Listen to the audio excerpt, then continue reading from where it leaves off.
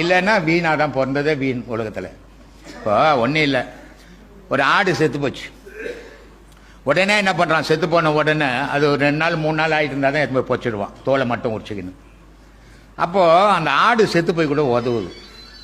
ஒரு மோளம் கட்டுறான், ஒரு பம்பை கட்டுறான், எல்லாத்துக்கும் பயன்படுத்துகிறான். ஒரு கோழி செத்து போச்சு, உடனே போட்டு சட்டியில் 1.5 கிலோ மிளகாத்தூளை போட்டு வேக வச்சு 3வது வீட்டு வாசனை வர மாதிரி ஆக்கி தொண்ணுக்குன்னுக்குறான். இது செத்து இவ்வளோ அற்புதமான உடல் செத்து போனா ஊரு உள்ள பொதிக்கலுங்க. ஆடு மாடை ஊரு உள்ள பொதிக்கிறான். இவனை ஊரை விட்டுல தள்ளி ஏற்ற போறான். இருக்கும்போது நைனா உன்ன மாதிரி நைனாவே இல்லை நைனான்றான். பொண்டாட்டி சொல்றான், ஐயோ உலகத்துல உன்ன மாதிரி பொறுத்தனே நான் பார்த்தேன், ஏன்னா மொத்தமா கொடுக்குறியா? கொடுக்கலன்னா ராத்திரி விட்டு கட்ட தான் உனக்கு.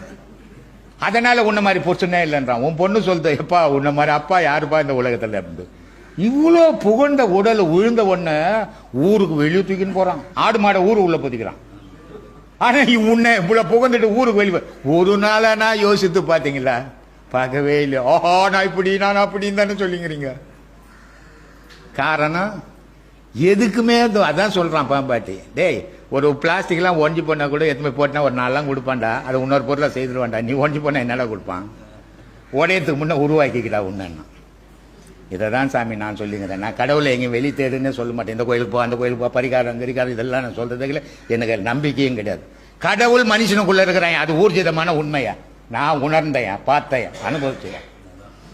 அதை எல்லாரும் அனுபவிங்கன்றதுக்காக தான் இந்த நெட்டில் பேசினுக்கிறேன் தவிர நான் ஏதோ கதை சொல்லி பொறுப்பு நடத்தணும் எனக்கு அவசியமே கிடையாது. ஏன்னா எனக்குன்னு ஒரு தொழில் கொடுத்துக்குறான், எனக்கு ரிட்டைர்மெண்ட்டுக்கு தான் சம்பளம் கொடுத்துக்குறான், பென்ஷன் கொடுத்துக்குறான், எல்லா வசதிகளையும் எனக்கு கொடுத்துக்குறான். நல்ல பிள்ளைங்க நல்ல மருமகளுங்க உட்காந்தன்னா எல்லாம் செய்து போட்டு. நான் என் ட்ரௌசரை கூட இது வரைக்கும் துவைச்சதில்லை. இவ்வளோ வயசில் மருமகளுங்க தான் துவைச்சி போடுறாங்க. நான் உட்காந்தேன்னா தண்ணி சுடு தண்ணி தான் கொடுப்பாங்க, பஸ் தண்ணி கொடுக்க மாட்டாங்க, தண்ணி வச்சு ஊற்றுவாங்க. இந்த மாதிரி மருமகளுங்க பிள்ளைங்க அமையத்துக்கு நான் எந்த பிறவியில் புண்ணியம் பண்ணணும் எனக்கு தெரியாது. ஆனால் இந்த பிறவியில் நடந்துக்கிறதுலாம் இந்த மாதிரியான வாழ்க்கை நீங்களும் வரணும் வாழணுன்றதுக்காக தான் இவ்வளவும் சொல்லின்னுக்கிறேன். அதை புரிஞ்சிக்காம எல்லாரும் என்ன நினச்சிக்கிறாங்க, சாமியார் ரொம்ப கோபமாக பேசுகிறாருங்க, ரொம்ப கோபமாக பேசுகிறாருங்க.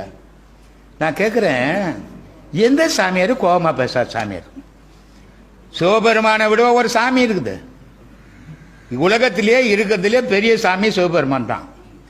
சிவபெருமானுக்கு கோபம் வந்து பொண்டாட்டி பராசக்தி எரிச்சு போடுது. ஏயா கடவுளுக்கு கோபம் வரக்கூடாது? கடவுளுக்கு கோபம் வர நம்ம மனுஷனுக்கு கோபம் வரக்கூடாதா? சொல்ல. விஸ்வாமித்திர பெரிய மகான், பூமியை ஆகாயத்தில் ஒரு பூமியை செய்து காட்டணுமாம.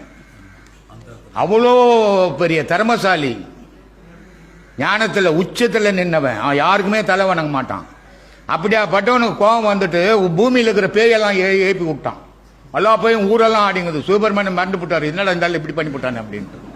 வரலாமா கோவம்? அவ்வளோ பேர் விஸ்வாமித்திருக்கு, அவ்வளோ பேர் ஞானிக்கு அதெல்லாம் கேட்க மாட்டான். நான் பேசினா தான் கோச்சிக்கிறான். அது ஏன் தெரியல, என்ன பார்த்து ஆக மாட்டேங்குது.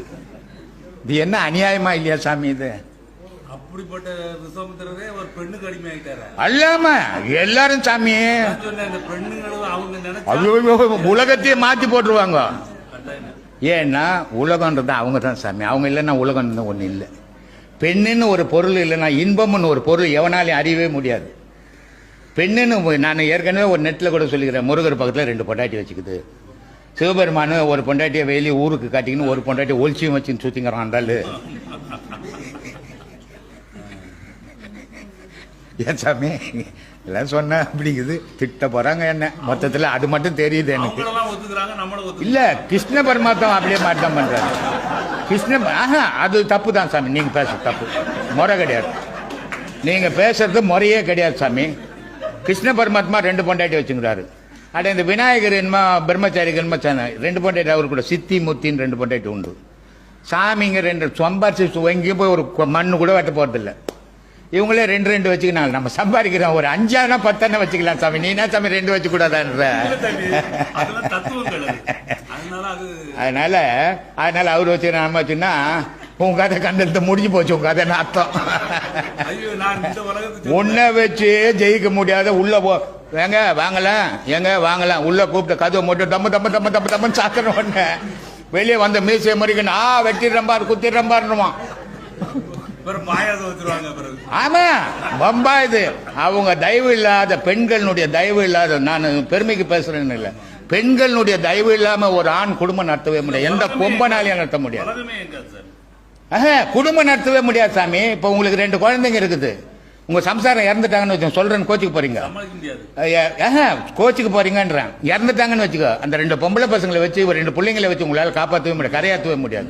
ஆனா நீங்க இறந்துட்டீங்கன்னு வச்சுக்கோ, 10 பாத்திரம் தேய்ச்சாவது ஜம்முன்னு காப்பாற்றுங்க. அப்ப அங்க திறமசாலி பெண்கள் தான்.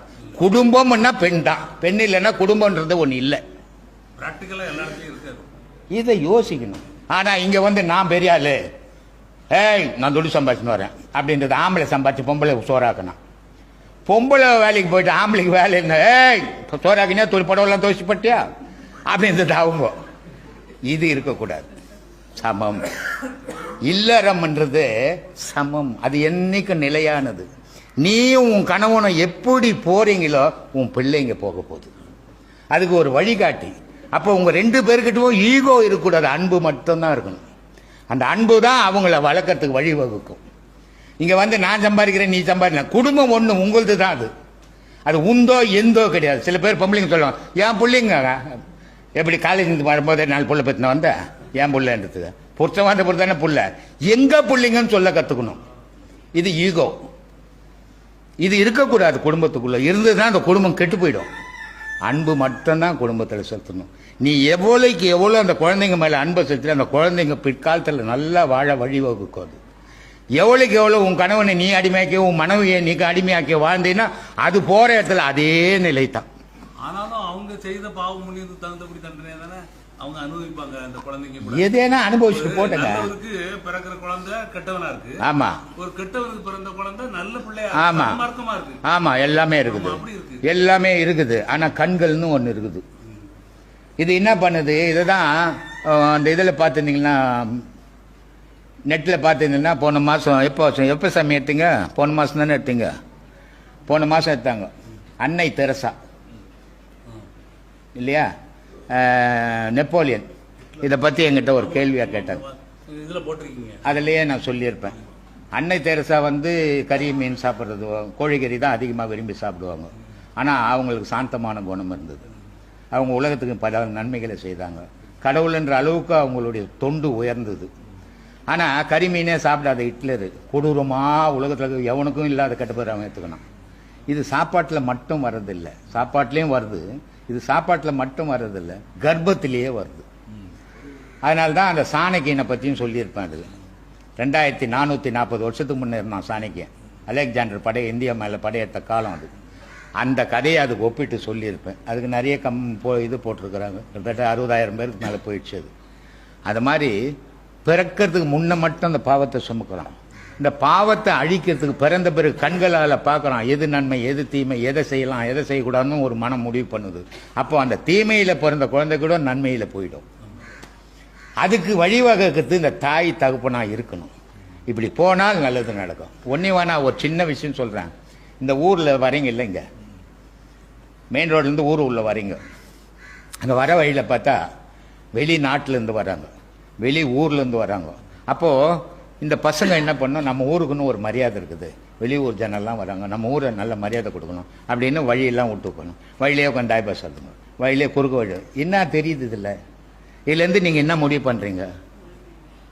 தாய் தகப்பன் சரியில்லை. அந்த சரியில்லாததால் இந்த பிள்ளைங்களை அப்படியே விட்டுட்டான். என் பிள்ளை நல்லா டாய்பாஸ் ஆடுறான், என் பிள்ளை நல்லா ஆடு புலி ஆடுறான் அப்படின்னு விட்டாக்கா அதுங்க அப்படி தான் கெட்டு போகும்.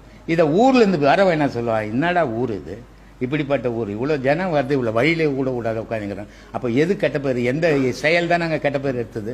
அப்போ அந்த செயலை மாற்றத்துக்கு தாய் தகப்பன் காரணமாக இருக்கணும். அங்கே உட்காரக்கூடாது, 10 பேர் போகிற வழி, வா இங்கே எழுந்து இங்கே வந்து விளையாடு அப்படின்னு நீ ஒரு தடவைக்கு 10 தடவை சொன்னால் அது அவனொரு வாட்டி அங்கே உட்காராது. நல்லா விளையாடு விளையாடு விளையாடு, அங்கேயே வீட்டில் வந்து சோறுக்குன்னு தொல்லை கொடுக்காதுன்னு விட்டாக்கா அது அங்கேயே ரோட்லேயே படுத்துக்கும்.